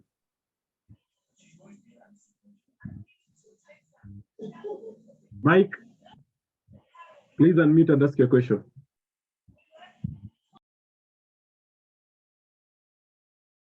Okay, we can't get Mike. Any other question? You can raise your hands. Or I'll just pick a question. I think I saw a question here on the chat box. Hello. Okay, Mike, there you go. Yes, this is Mike Sapegwa. I'm from Zambia. So I'm currently running an organization named Christian Foundation for National Development. So our main focus is we are working in hand with the public in creating a better nation. So during our research, I'm sure I've observed a lot of things which we Africans need to adopt to. So let's talk of why are Africans failing to compete with international supermarkets? I'm sure the reason is simple. Look at ShopRite and Pick and Pay. Those guys are doing good because they always choose to trade on conducive environments. You discover that the tomato you can buy on the street at 2 kwacha in Zambian kwacha you find it in ShopRite at higher price. Not because of the quality nor the quantity, but it is because of the environment. So as an organization, as we are more focused on working with the public in creating a better nation. We believe that development starts with the community. And I strongly believe that Africans can only compete with bigger supermarkets if we create our trading environment safe and friendly. We need to come up with strategies, ways and means on how we can innovate our trading environments. Now, the question is, do we have YADA here in Zambia? Do we have YADA leaders in Zambia? Do we have people that represent YADA? I'm sure that's a question I wanted to find out. That's a part I want to find out in short. Do you have people that represent YADA here in Zambia, or maybe do you have any representative under YADA? Because, yeah, aside these online meetings, we would also like to, to participate in physical meetings where we discuss as youths on how we can contribute for the betterment of the nation. I'm sure I'm done. Thank you. Okay, thank you, Mike, for that question. I think any of our speakers will respond, but I'll go ahead and respond to you a bit on YALDA. So I think you already have a YALDA official who is the head of the external media team. That's Abinaida. She's also in the call. And I think they'll be hosting a IFCFTA youth event in Zambia. So you can always get in touch and you can direct chat her maybe on Zoom and to get maybe her details. But we have YALDA in Zambia and you can connect physically or online. That's to answer you if there's any activities going on there. Okay, any speaker who can respond to the first question?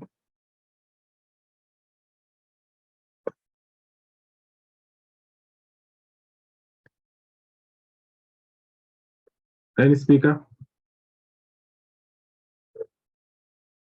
Or can you, Mike, can you repeat your question? Just be precise. The first bit of your question.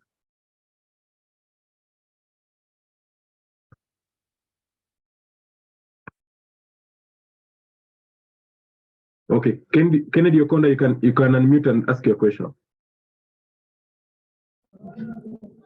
Okay, thank you for this opportunity. Now, my question is just on green innovation, no?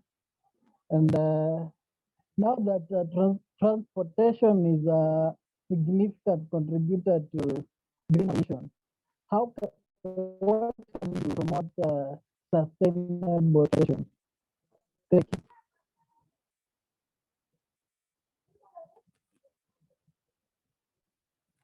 We're not getting you clearly, Kennedy. Can you just repeat what you said? You are a bit repeating. Okay, I'm saying. Or type your question, then you read out. You can type on the chat box and we read your question. In the meanwhile, there was a question that was asked by Simon from Malawi. What are the strategies that can youth employ to secure funding for initiating green economy programs? For example, in Malawi, but you can take it generally, maybe in Africa. If any speaker can respond to that, the strategies that are available for youth to secure funding in green economy programs. Any speaker is free to answer that question.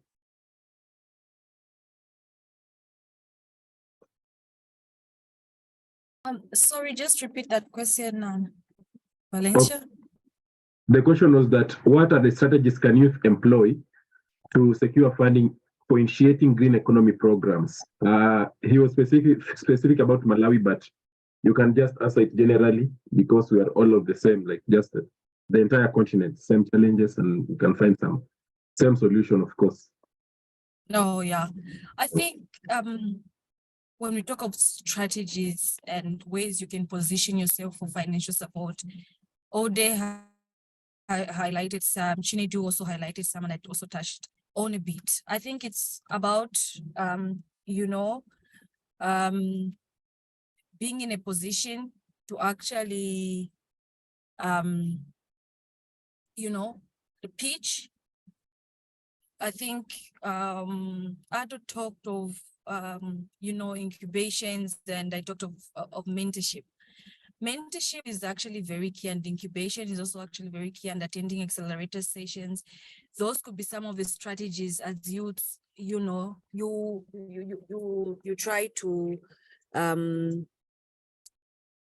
find yourself in, because, you know, with incubation and, you know, mentorship, you are positioned to technical support, you know, capacity building, you know, ways for you to actually be able to find this funding, also being connected to funding. So education, training, you know, mentorship, you know, be able to know what you're doing, be able to produce and come up with a bankable proposal. That's also important. You know, people should have skills to come up with a bankable proposals and be able to present and pitch, you know, to investors. You know, so those, I think for me, that those are some of the strategies one could employ, you know, to be able to access financing opportunities in green finance. And there are really many. There are really, really many. You know, we're in the Gen Z era now, and everything is on the internet, everything is on the web, you know, so people should have that interest to also just look for these opportunities. But there are so many. There are people who are willing to mentor, there are incubations, there are accelerators that are taking people and building capacity in these people. I think that's all I can actually add on that. I hope it helps.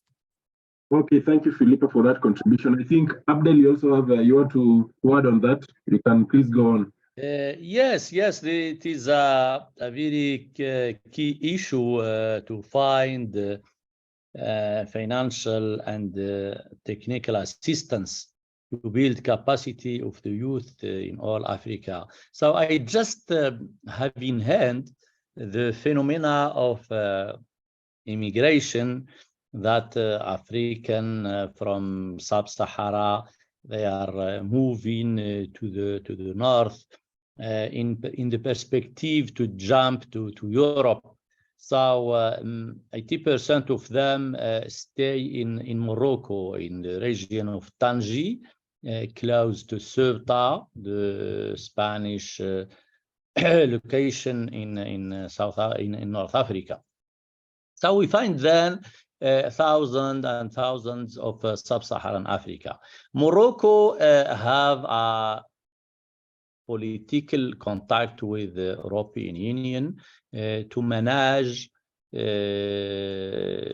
these people, these immigrants. They provide some locality to stay, but only it's a budget for security issues.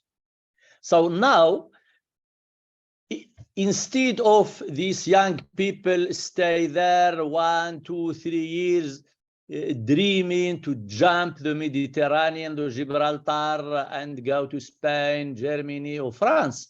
So I think the alternative is to start negotiation with Moroccan authorities, with European Union authorities, to develop a kind of workshops, of a kind of university, of school, of something there, where people, where young African will not lose their time waiting to pass the Mediterranean. Some of them are dying in the ocean and in the Mediterranean. So in that time, they can have a workshop to learn knowledge, to make. There is a lot of things to develop. We just have to start, and money is there to make these young people an energy for Africa. Why to lose it to go to the northern hemisphere? So we have to learn them how to develop a small enterprises in Africa, in their countries. So they will come back with another knowledge, another vision, and another in recycling plastic, in mechanics, in a lot of things, smart agriculture, etc., etc., etc. So it's something that we can start. We can start to look around Now I think Kenya and Morocco, they start a novel era of political relation. So we can, the message could be perceived easily, and we can work on that. Thank you. Thank you, Abdel, for that response. I think we are running out of time, and I'll just request that that was the last question we're going to respond for now, but the conversation can still go on in our different platforms. And if the speakers have shared their details, contact details there, you're free to reach out and maybe ask your questions further, and maybe keep engaging on this material when it's online there to get to know more. So I think Humo, if you are there and you can hear me, have you fixed your mic? You can pick the session going forward. Humo?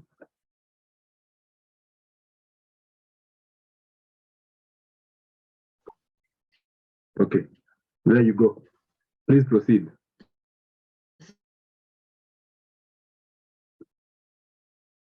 We can't hear you again.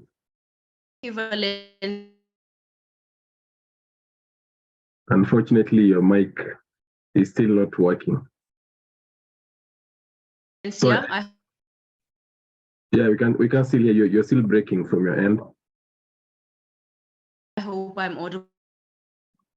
Yeah, you're still breaking.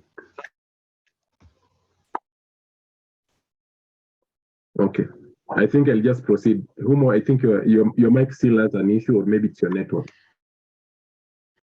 So I'll just keep going on. So for the last part, I think we just wanted to let every one of our participants and everyone who was doing this call, including the speakers, that Yala will be hosting the 8th edition of the iBootcamp in South Africa.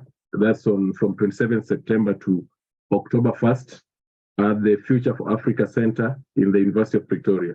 So it's centered about around the theme of the AU theme of this year, accelerating the implementation of the FCFTA, and that's what it will be all about. So it's going to bring together entrepreneurs from across Africa, of course, youthful entrepreneurs, just to come and engage. There, some of them will, of course, entrepreneurs will have to pitch their businesses and win some quite of awards, and we have partnered with different partners, including ITC, UNECA, UNDP, we have a Flexing Bank, and of course, the FCFTA Secretariat. So you can take that information online. The registration for delegates has been opened, and you can feel free to share the information with your network. So that's what we just wanted to let you know what's going on. And also just to reiterate on what the guy from Zambia was asking about, maybe having physical activities about that. We are still having it's the Elder FCFTA Youth Month, and on 1st of July, you're going to have an event in Uganda. That's the Elder East Africa FCFTA Youth Month. So youth from these countries, you're welcome to join. If you are in Kenya, on 8th, there will be an event at the University of Nairobi, the same. If you are in Ghana, there will also be an event in Ghana and Ethiopia, Zambia, going forward. So you can always check this information and try to liaise with the right people. And if you're able, you can join the WhatsApp groups that have been shared there, and you can get the information. So going on to the social media part, if you want to connect to Yalda, these are the social media handles you can use. For Facebook, as you can see on the screen, Twitter, Instagram, WhatsApp, you can join that channel. That's the YouTube channel, and LinkedIn. Of course, this recording will be uploaded on YouTube, and if you can get enough time to digest, because there's a lot that have been shared by different speakers and you need time to process. So you'll get this recording on YouTube. And finally, to close the session, we just want to thank all the speakers for heading to this call and coming and joining us and sharing of course, these are limited information and knowledge with the young people that are in here, that we can use to advance the green economy and also create for ourselves opportunities. So we want to thank you all for joining, and I welcome all the speakers. Like, if you have just 1 minute, that's your final thoughts, and we can just start. Let's start with the only lady who was in the speaker panel. Philippa, you can give your final thoughts. Then let's go with that order. You can just be calling anyone. Okay, no, just really to say thank you for having me this evening here. So thank you for having this having me this evening. Thank you to the participants and everybody who joined in. I hope the knowledge we've shared with each other, we can also be able to, carry it on in our daily lives and be able to implement one or two things from the knowledge we've shared here tonight. Thank you so much. Okay, thank you. I think we have not had Ado, you can give your final remarks. Thank you very much. And also great appreciation for this opportunity. And I'm very sure that the discussions are ongoing after this meeting. What I want to say, and let's set a KPI that at least from today, some members of the youth got some ideas or will get encouragement and inspiration, and maybe in near time future there will be some events which I can already highlight. One will be early next year in Kenya, the first climate tech startup summit for Africa. So hopefully by this time some ideas will be already ripe. Thank you, and hope to see you somewhere. Okay, thank you, Ado. Adele, you can go on. Abdel, you can go on. Hello? Okay, you can give your final remarks. Okay, you can go on. For me? Yeah. Thank you. I am very glad to Youth Alliance for Leadership and Development in Africa. And my recommendation is to sustain this dynamic, to create a kind of network to exchange information, to also to create another group, maybe to mobilize fundraising. Why not to ask for accreditation for the next COP, I think 26 in Emirat Arab United, to make a kind of side event and try to link with other international stakeholders to create a nursery of small enterprises and the creation of green jobs in Africa. This is wonderful. Thank you very much. Thank you, Abdel. Joel, you can give your final remarks, then you can close with Peter. Okay, I'm so excited once again to have been engaged with great minds. Thanks so much, Aldo, Philippa, Chinedu, Peter. It's been a great one rubbing our minds together. The green economy starts with the community, and I believe that YALDA is doing great work here, and to ensure that more youths are carried along, informed, knowledge shared, knowledge management, and the likes. And that's what YALDA is doing. We're excited about this community, and we believe that we're going to have more and more strategic engagement to see how there's going to be effective penetrations of the opportunities that is embedded in the green economy among the African youths. Thank you so much. I'm so delighted, and God bless us all. Thank you, Joel. Peter, you can come in and we can have our final vote of thanks. Maybe one participant. Rekik will do that. Oh, thanks. Thanks so much. Yeah, thanks once again for the opportunity. And my last words to the participants is one, let's be exemplary. Let's be examples to our communities. Let's do what we preach. Let's walk the talk. And no matter how small your input is, as far as environmental sustainability is concerned, just do that part. Let's walk the talk. Thank you. Thank you, Peter. So, Rekik, you can give your final thoughts from the participant side. Your final remarks. Just unmute and give your thoughts. Thank you, everyone. Hi, everyone. It's Psychic from Ethiopia. Just wanted some clarifications from your side. Is there a possibility to be a member of Yalda from Ethiopia and also like to be a volunteer for the Yalda event that is going to be conducted in South Africa? And also if you have any insights regarding the Yalda event that is going to be conducted in Ethiopia, when is it? And like in which season is it going to be conducted? And also regarding the Yalda Ethiopia WhatsApp group, do they have a Yalda Ethiopia team WhatsApp group, and can Ethiopians join that via WhatsApp? And the session was very insightful. Thank you so much for the insights. Okay, thank you, Rekik. I've just shared my contact there. You can chat with me on WhatsApp and I'll connect you to the right people.